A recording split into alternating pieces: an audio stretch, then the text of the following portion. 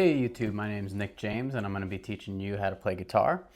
I've been playing guitar for over 25 years and wanted to share some of the concepts that help me learn the best and hopefully save you a lot of time.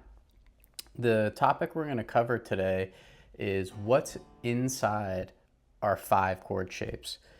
And a hint is the same 3 notes and that's it. So they just get reordered and repositioned, but it's the same 3 notes just repeating itself throughout the guitar neck. So by now, hopefully you've watched previous videos of mine where you've learned the 5 chord shapes and even, started learning some chord progressions. But nonetheless, for this video, we're gonna dive into each shape and just call out what notes what the function of those notes are. And by the end of this video, we'll start to have a better understanding of the outline of these chord shapes and where the root note is, the 3rd and the 5th, and that's it. So we're going to be looking at the G major chord, and we're going to be using G major and just playing it in the 5 different shapes. So we have G in the E shape, in the D shape, in the C shape, in the A shape, and in the G shape. So the root, 3rd, and 5th are going to be the same 3 notes that are found in all 5 of these shapes, and they're just going to be ordered a little differently. And that's the magic of the way the guitar is set up. It has a standard tuning that basically allows you to play these different chord shapes and gives you the flexibility to move them. That's the beauty of guitar, is we can basically learn all the things you want to know in these open chord shapes and reapply it to the rest of the guitar neck. So with this G shape, we have the root note on the E string, 3rd fret, that's a G. And if we've learned our standard tuning, we know this is also G because they're tuned to the same tone. So they're open E, but the 3rd fret is G. And as a part of our standard tuning, we also have a G note on the 3rd string from the bottom. So we know that there's 3 G notes in this shape, and the 2nd fret A string is what we call the major 3rd of G because it's B and there's no H in the musical alphabet, so we go back to A. So if we start at G, A, B is the 3rd, and then the open D is going to be the 5th, G, A, B, C, D. That's it. It's just going to continue to repeat itself and just be reordered. So if we start in this first 3 strings, we have 1, G, 3, B, 5, D.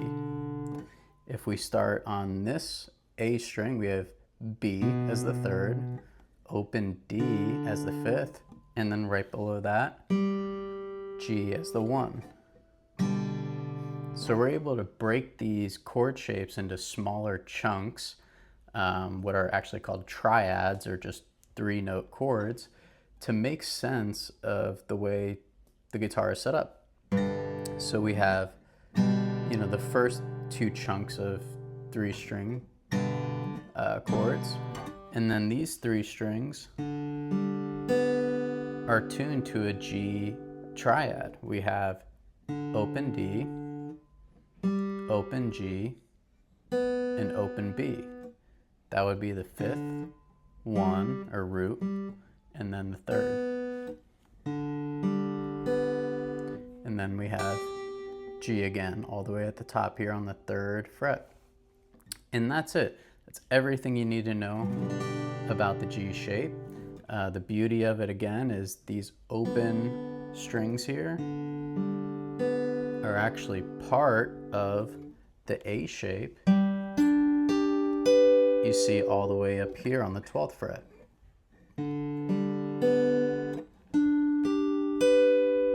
They're the same notes, just an octave up. So going up to the E shape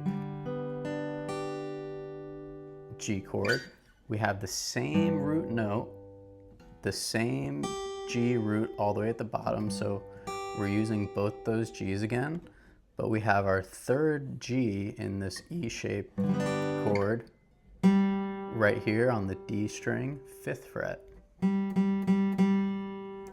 So what else is included in this chord? We have G, D, G, so 1, 5, 1, and then this is my favorite shape because it just makes sense. It's like almost like a stair step down where you're going a fret down and string down, and this is the root G, 3rd B, and 5th D. And then lastly, you have this chunk down here where you're starting on the 3rd B, then you're playing into 5th D, and then G. And what's going to really help solidify this is playing these notes one by one. This is also called an arpeggio, or arpeggiating the chord, but just take the chance to call them out and play them one by one.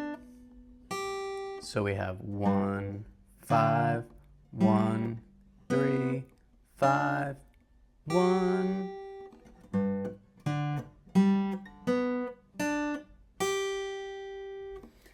And then we're moving up to this D shape, which you can also just play as that, triangle looking triad. And since this B note at the bottom can also be played here at the top, they're both B, you could play it either like that, where you grip it with your thumb, or use the other 3 fingers to create that triangle and use your pointer finger at the top. What I like to do personally is use my pinky on the G note, which is going to be on the 8th fret of the B string, and then a fret down, string down, we're going to have D. I'll play with my ring finger. Then you're also going to have G right here on the 5th fret of the D string. So you have 1, 5, 1, and then we're going to take our middle finger and put it on the 3rd, which is B, and that's the 7th fret of the E string. So this part of the guitar is outlining the D shape, but it's a G chord. So where we're going to find our chord tones or triads are the 3rd B is going to be on the 7th fret of the low E. We have D on the 5th fret of the A string, and then G. So we have 3, 5, 1. B, D, G. D, G. And then what's this? Also D. So we have 5, 1, 5.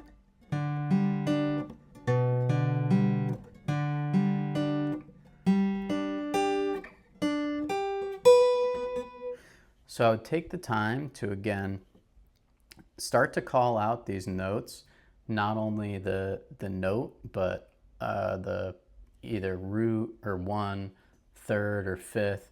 That way you can start to see these shapes even better for what they are. They're not just D shapes. They have, specific orders of where the root and 3rd is and 5th.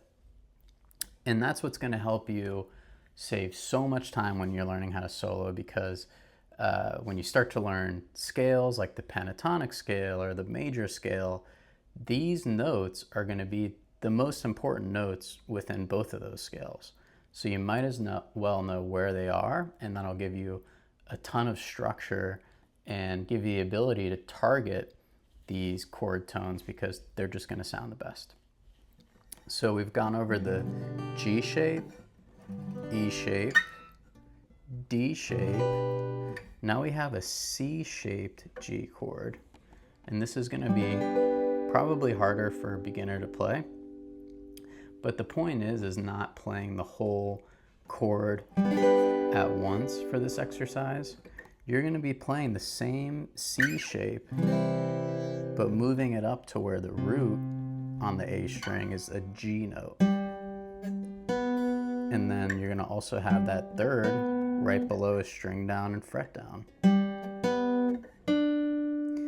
And hopefully by now you're starting to see that there's a lot of similarities between these shapes. So the G shape up here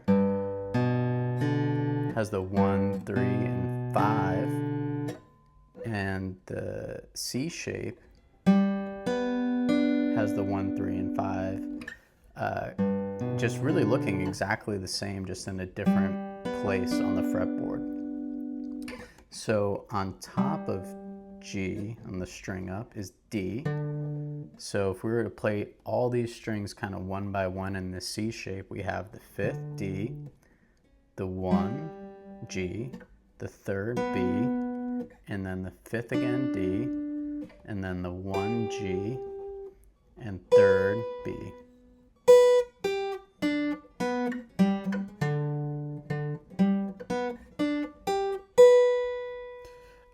And the last but not least chord shape we're going to look at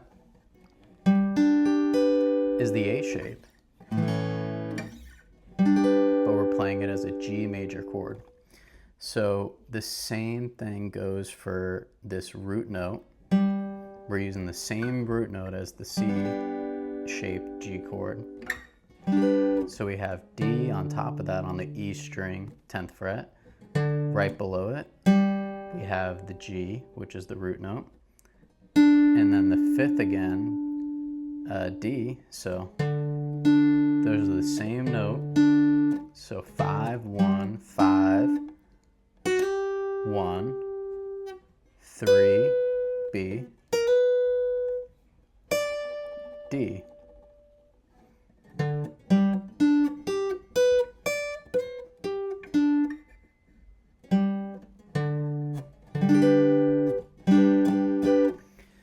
So hopefully you're going to be able to, sit down and just take a few minutes to start to realize that these chord shapes use the same 3 notes just over and over. And that's the beauty of this whole caged or chord shape methodology, is once you learn these, you can reapply them to any chord. And what I mean by that is taking the root note and knowing where that's at, and then, plugging that into, let's say, D.